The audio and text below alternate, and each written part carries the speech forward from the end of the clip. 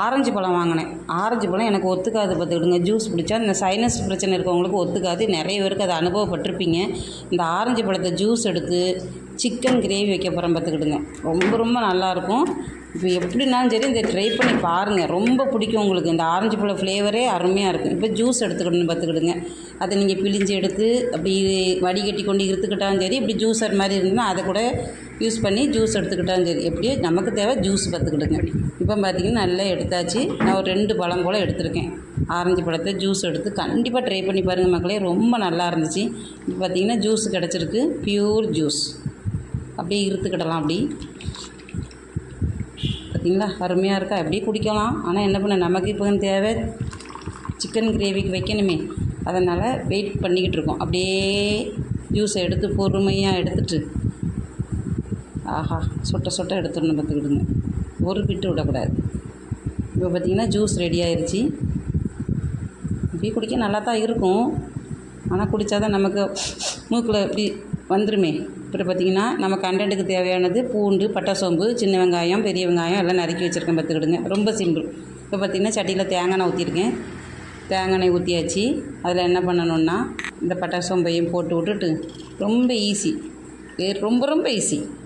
அது நல்லா பொரிஞ்ச உடனே இந்த வெங்காயத்தையும் பூண்டையும் போட்டு விட்ற வேண்டியதுதான்.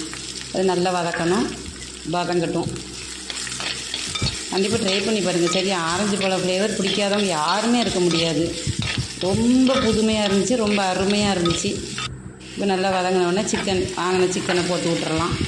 இப்போ பார்த்திங்கன்னா இது ஒரு 3/4 கிலோ சிக்கன் இருக்கும். 3/4 கிலோ சிக்கனுக்கு 2 ஆரஞ்சு பழத்தை பிழிஞ்சு ஜூஸ் எடுத்து வச்சுருக்கேன். நல்லா கிண்டி கொடுத்துக்கோங்க. கிண்டி கொடுத்துட்டு நல்லா கொஞ்சம் வதங்கணும் பார்த்துக்கிடுங்க. இந்த சிக்கன் நல்லா வதங்கட்டும். இப்போ வதங்கிட்டா இதில் என்ன பண்ணால் கொஞ்சம் தூக்கலாக பெப்பர் பொடியும் மஞ்சள் பொடியும் அவ்வளோதான். ஏன்னா காரம் வேணும் பார்த்திங்களா, காரத்துக்கு பெப்பர் பொடி அதையும் போட்டுட்டு நல்லா கிண்டி கொடுக்க வேண்டியதான். இவ்வளோதான் வேலை, வேறு ஒன்றும் கிடையாது. இப்போ நல்லா கிண்டி கொடுத்துட்டு பார்த்துக்கிடுங்க. ரொம்ப ஈஸி மெத்தடு. கண்டிப்பாக ட்ரை பண்ணி பாருங்கள். அரைக்க தவக்கன்னு எதுவுமே செய்ய வேண்டாம். இது நல்லா வெந்துருச்சு பார்த்திங்களா. இந்த மாதிரி வெந்ததும் இப்போ தானே இருக்குது இந்த வாரேன் நல்லா கிண்டி கொடுத்துவிடும்.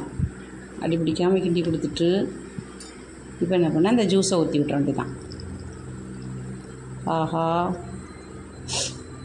நல்லா பழம் இனிப்பான பழமாக இருக்கணும், புளிப்பும் இருக்கும். சில பழங்கள் பார்த்திங்கன்னா புளிப்பாக இருக்கும், சில பழங்கள் இனிப்பாக இருக்கும், சில பழம் இனிப்பும் புளிப்புமாக கலந்து இருக்கும். அது ஒவ்வொரு ஆரஞ்சு பழத்தை வாக்க பொறுத்தது. மனுஷங்களே பல விதமாக இருக்கும்போது பழத்தில் இருக்காதா. இப்போ பார்த்திங்கன்னா அதை அப்படியே மூடி வச்சிட வேண்டியதுதான். மூடி வச்சுட்டு வெந்துரும் பார்த்துக்கிடுங்க. இப்போ என்ன பண்ணால் தேங்காவை திருவி பால் எடுத்து வச்சுருக்கேன். பால் மட்டும்தான். மிச்ச தேங்காவை வேறு எதுக்காக குழம்புக்கு யூஸ் பண்ணிக்கலாம். சரியா. இப்போ என்ன பண்ணிங்கன்னா அந்த தேங்காய் பாலில் கொஞ்சோண்டு கார்ன்ஃப்ளவர் மாவு ஒரு 1/2 ஸ்பூனோ 1 ஸ்பூனோ எடுத்துக்கோங்க. சிக்கனுக்கு தக்கன எடுத்துக்கோங்க. அதை நல்லா கலந்து விட்டுக்கிடலாம். ஏன்னா அப்படியே போட்டாச்சுன்னா கட்டி பிடிச்சிடும் பார்த்திங்களா. அதனால் கொஞ்சம் கலந்து விட்டுக்கிட்டு அதில் ஊற்றணும் பார்த்துக்கிடுங்க. நல்லா கலந்து விட்டுக்கிட்டு என்ன பண்ணணுன்னா இந்த தேங்காய் பாலோடு எல்லாம் ஒன்றிச்சு ஊற்றிட்டு சிக்கன் தூக்கி ஊற்றிட வேண்டியதான். கொஞ்சம் கிரேவி கிடைக்கும் பார்த்திங்களா. கொஞ்சம் கல்லுப்பு போட்டுக்கிட. உப்பு ரொம்ப மெயினே. உப்பிட்டவரை உள்ளளவும் உப்பு இல்லா பண்ணோம் குப்பையிலே. இந்த கார்ன்ஃப்ளவர் மாவு கலந்து தேங்காய் பாலையும் ஊற்றி விட்டுறலாம்.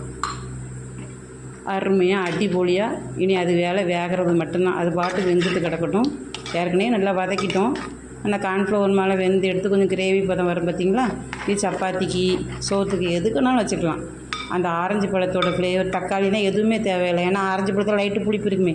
இன்னும் கொஞ்சம் காரம் வேணும்னா 4 பச்சை மிளகாவே 3 பச்சை மிளகாவை தூக்கி கீறி போட்டுருங்க. ஏன்னா அந்த பச்சை மிளகா நல்லா இருக்குமே. பொதுவாட்டே மீன் குழம்பு, சிக்கன் குழம்பு, மட்டன்லாம் போட இந்த பச்சை மிளகாய் வெட்டி போடுங்க, ரொம்ப நல்லாயிருக்கும். காரம் விரும்புகிறவங்க சாப்பிடுங்க, விரும்பாதவங்க விட்ருங்க, ஒரு பிரச்சனை இல்லை. இப்போ பாருங்கள் கிரேவி ரெடி ஆயிடுச்சு. தரன்னு கொதிச்சுட்டு இருக்குது.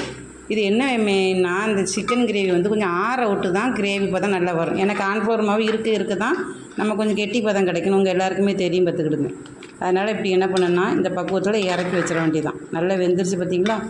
வாயில் வச்சு பார்த்திங்கன்னா ருசி அப்படி இருக்கும். கண்டிப்பாக ட்ரை பண்ணி பாருங்கள். சரியா. எத்தனையோ வீடியோஸ் என்னெல்லாமோ போட்டிருக்கேன், புதுமையாக போட்டிருக்கேன்.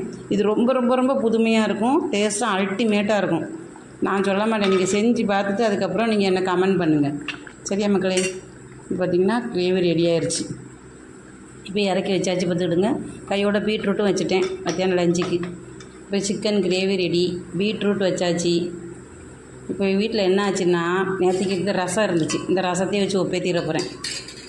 புதுசாக ரசம்லாம் தேவையே இல்லை. இப்போ பார்த்திங்கன்னா அந்த பிழிஞ்ச இதுலேயே வச்சு அது வந்து தம்நெயிலுக்காண்டி எடுத்தது பார்த்துக்கிடுங்க. அருமையாக. நான் சிக்கன் ரொம்ப எடுக்க மாட்டேன். இப்படி சுட சுட போட்டு சாப்பிட எனக்கே ரொம்ப பிடிச்சி போச்சு பார்த்துக்கிடுங்க. கண்டிப்பாக நீங்கள் ட்ரை பண்ணி பாருங்கள். பிடிச்சா லைக்